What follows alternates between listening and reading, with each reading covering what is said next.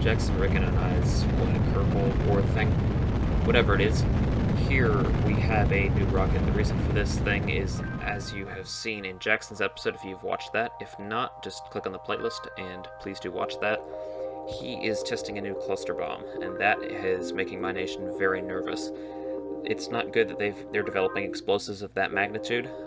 It's not good for our computers because it just destroys them. Also, it would not be good for my space center. That could severely cripple our space program. So here we have this rocket that is carrying a missile. We did not intend to hit anything important, but this is more of a scare tactic, kind of like they were doing for us.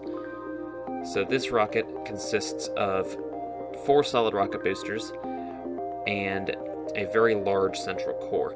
The reason for this is that we are having a lot of trouble manufacturing engines. My nation is very short on the necessary alloys to build engines that can withstand the heats that are necessary for a rocket engine to function. Solid rocket boosters aren't proving that difficult, but the liquid-fueled engines are. So we have this new method of reusing the engines, and the way that we do that is we turn around the second stage and then land it on parachutes.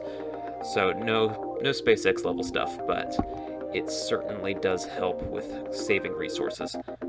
From here, the missile section continues without any engines. It just uses air brakes to steer. It has a fairing at the front as a heat shield, and this protects it during re-entry so that it can get to its target. We detonate it just above the ground, again for a scare tactic, but we're not actually trying to do damage. While the engines are being refurbished, we are now testing out a new plane.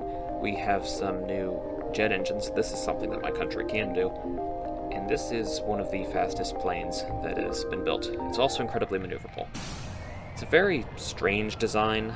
The Kerbals from the future didn't have too much to do with the design. It's more the Kerbals here. It's very unique. It has a wing and engine section up above and then a crew section down below. It seems like it would have some problems, but it actually gives it some huge advantages. With maneuverability and speed, it easily makes up for any disadvantages that it would have for splitting the fuselage between 2 sections and having a much bigger wing area. The elevated wing structure allows for bombs and missile attachments, as well as weapons, lots of storage space, and also the attachment of rocket engines potentially in the future. The current version, though, has a top speed of just over 800 meters per second, and this allows it to be a very good strike aircraft. We could probably use it to attack Jackson's base if we needed to. We're not going to do that because we don't want to risk dying, but we could definitely do that if we needed to.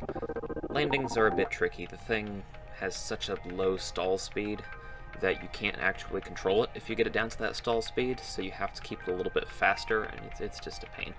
But anyways, it does work, so there we go.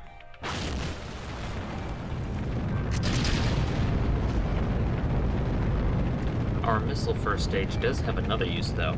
It could be used to launch payloads. After a second stage with an orbital engine is put on the top, it can definitely lift quite a bit. It won't be able to turn around as well, so it's more just trying to stay out of Jackson's territory. If this thing were to fall in his area, there could be all kinds of problems, like a national incident, and then he could steal my technology. It'd just be a big problem, so we're not letting that happen.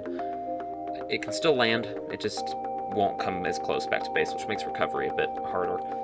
Anyways, the point is that it can go up, first stage can land again, so that we still have those engines.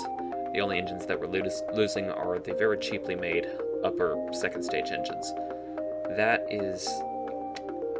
Those engines cannot operate at a very high thrust. It's not safe to really get them above 2/3 to a half throttle, just because they're not constructed with those higher quality alloys, because we know that they're going to be wasted later. So that does complicate matters. We have invested in these new RCS thruster things.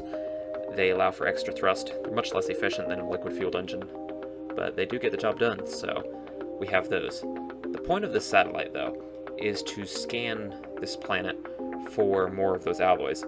We want to try to find a source of them so that we don't have to be trying to reuse these stages so much and be so limited in what we can and cannot launch. Reusability is great and all, but we need to be able to get some good quality orbital engines, get some throttle out of it.